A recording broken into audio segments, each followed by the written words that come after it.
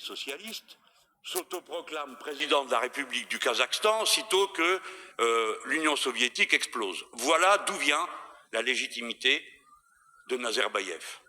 Et ensuite, quoi? Il a fait des progrès démocratiques, en effet, c'est vrai. L'avant-dernière fois, il était élu à 90%, cette fois-ci, il a été élu à 95%. On voit que l'assentiment va croissant. À mesure que l'opposition disparaît, il n'avait que 3 opposants désignés par lui, tous les autres étant interdits.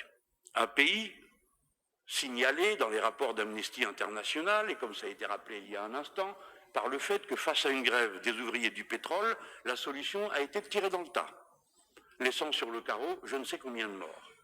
Un pays qui, l'année dernière, mais sans doute a-t-il fait des progrès depuis l'année dernière en matière démocratique, a été signalé pour 163 cas de torture. Et quelqu'un vient de dire à l'instant, notre collègue M. Hutin, que c'est systématique.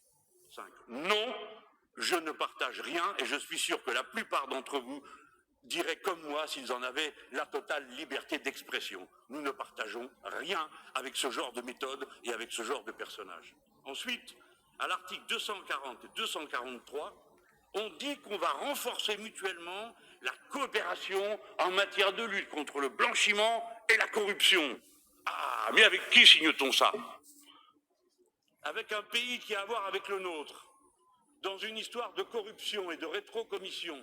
Depuis 2012, il y a une procédure judiciaire contre ce pays.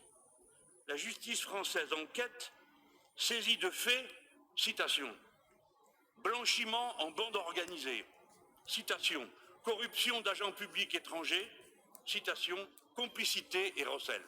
Cette affaire n'est toujours pas close, mais par ses détours, elle a fini par atteindre la mise en cause du président du Sénat belge.